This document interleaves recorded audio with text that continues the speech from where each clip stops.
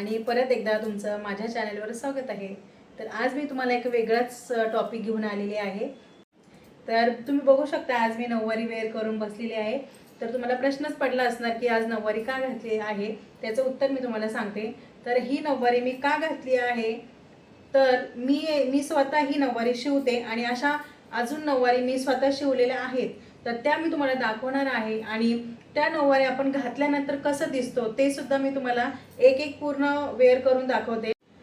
तर बघा काय असतं, आपल्या मैत्रिणींना काय होतं की स्वतः शिवून स्वतः घातलं घालायला नको वाटतं की काय माहित मला ती चांगली दिसेल का, ती दुसऱ्यांनी घातली तरी हा तिला छान वाटते, पण आपण घातल्यानंतर कशी दिसेल काय माहित, चांगली वाटेल की नाही। आता दुसऱ्यांनी घातल्यानंतर आपण तेव्हा जेव्हा बघतो ती साडी आपण त्याच्यावर कशी दिसते त्याच्यावरून थोडासा अंदाज लावायचा की ती आपल्याला कशी दिसेल।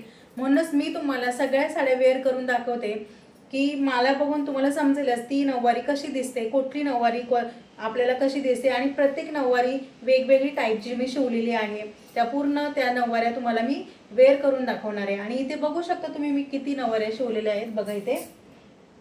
आता पहिलं तर मी हे घातलेली एक आहे, हे 2, हे 3 आहे, 4 5 6 7 8 आणि 9 ह्या नऊवाऱ्या आहेत ज्या आहेत त्या छोट्या मुलींच्या आहेत ह्या 2। बाकी ह्या सगळ्या मी शिवलेल्या आपल्या माझ्यासाठी आहेत स्वतःसाठी। आणि बघा ते नऊवारीचं माप कसं असतं, असं काय नसतं की आता मी जी घातली आहे ना तर ती नऊवारी आता माझं माप जर डबल एक्सेल आहे तर मग एक्सेल एल अशा सगळ्या टाईपच्या लेडीज त्या नऊवारी घालू शकतात। आणि माझ्या एवढी जेवढी जाडी असेल त्याही घालू शकतात, आणि माझ्यापेक्षा जेवढ्या बारीक असणार माझ्यानंतर त्या सगळ्या हे नऊवारी घालू शकतात, सगळ्यांनाही चालते। त्याचं असं काही नसतं की नाही येणार माप बरोबर पाहिजे असं नसतं, घालू शकतो आपण, एकमेकांची साडी घालू शकतो।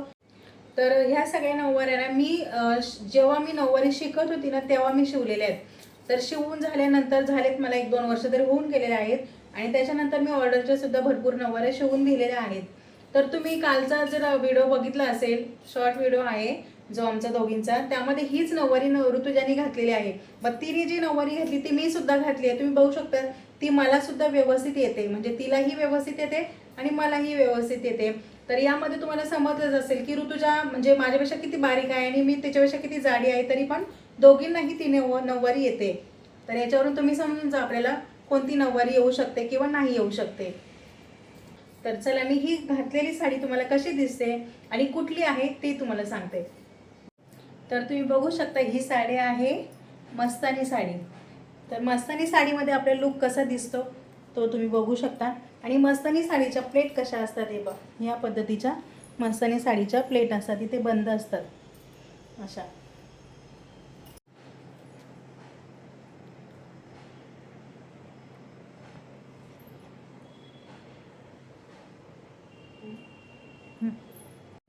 तर हा आहे नऊवारीचा दुसरा प्रकार। तर ही दुसरा प्रकार म्हणजे कोणता, हा अखंड नऊवारी असते। ही कुठेही कट होत नाहीये, अशीच आपण शिवावी लागते, तिला अखंड नऊवारी बोलतात। आणि म्हणजे कोल्हापुरी टाईप असं बोलतात वाटतं हिला, पण आम्ही म्हणजे मला जिथे शिकवलं त्यांनी मला असंच सांगितलं की अखंड नऊवारी बोलतात तिला। तर हा अखंड नऊवारीचा प्रकार आहे।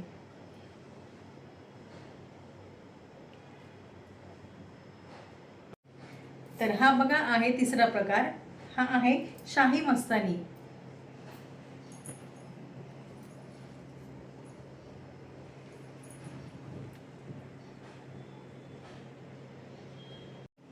तर बघा हा आहे नऊवारीचा चौथा प्रकार आहे, आणि हा चौथा प्रकार आहे ना एकदम युनिक आहे।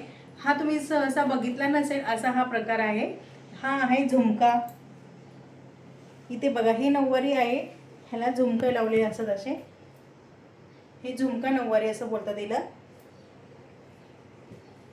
तर वेगळाच आहे ना प्रकार।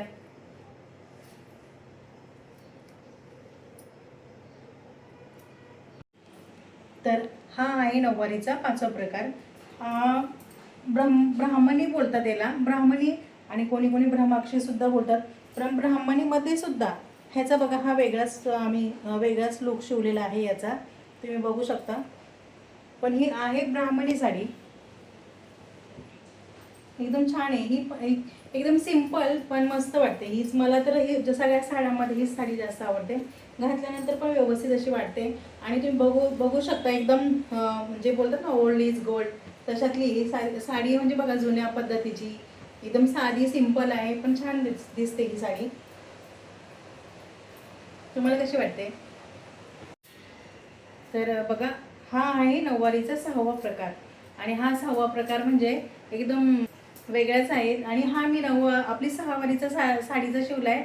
आणि हा सगळ्यांचा 6वारीमध्ये सुद्धा होऊ शकतो. हा प्रकार आहे, तो म्हणजे लावणी. ही लावणी साडी आहे नऊवारीतली, जी की डान्स करतात ना, ज्या लावणी करतात ना त्या घालतात ना, त्यात तोच हा प्रकार आहे. हा 6वारीचा सुद्धा होऊ शकतो. आणि हा मी 6वारीचाच शिवलेला आहे. आणि शिकण्यासाठी पाहिजे होतं तेव्हा मग मी साधी सिंपलच साडी घेतली होती, त्याचाच मी शिवलेला आहे. पण छान वाटतं हा पण. तर हा आहे नऊवारीचा 7वा प्रकार. 7वा प्रकार म्हणजे राजलक्ष्मी. ही आहे ना राजलक्ष्मी साडी.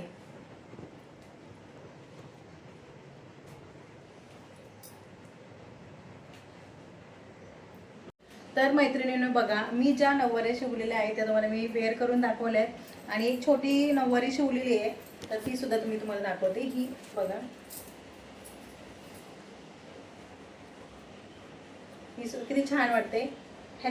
ही 6वारी साडी होती माझी. यामध्ये मी 2 अशा नऊवाऱ्या शिवल्या. ही एक थोडीशी मोठी आणि याच्यापेक्षा ही एक छोटी, अशा 2 नऊवाऱ्या शिवल्या. आणि ह्याच्यावरती 2 ब्लाऊज सुद्धा शिवले. तर ह्या साडीवरती पण एक, आणि अजून दुसरी जी साडी शिवली ना छोटी, तिच्यावरतीही एक ब्लाऊज शिवला. आपल्या 6वारीमध्ये अशा 2 नऊवाऱ्या आणि 2 ब्लाऊज सुद्धा झाले माझे. आणि साडी सुद्धा बघू शकता किती छान वाटते. आणि पदर सुद्धा असा सेम त्या साडीला सुद्धा आलेला आहे, जेणेकरून हा पदराचा जो भाग असतो ना आपल्या साडीचा, तो दोन्ही साडींना पण आलाय. आणि ज्या आपण आता नऊवाऱ्या बघितल्या त्यावरती मी जे ब्लाऊज घातलेत, नऊवारी तर शिवली मी, पण त्यावरती जे ब्लाऊज घातलेत ते सुद्धा मीच शिवलेले आहेत. तर आपल्या नऊवारीचं कलेक्शन तुम्हाला कसं वाटलं नक्की कमेंट करून सांगा. आणि तुम्हाला कुठली नऊवारी जास्त आवडली तेही मला कमेंट करून नक्की सांगा.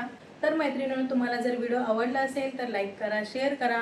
आणि असेच छान छान व्हिडिओ पाहण्यासाठी माझ्या चॅनेलला सबस्क्राईब करा. बाय.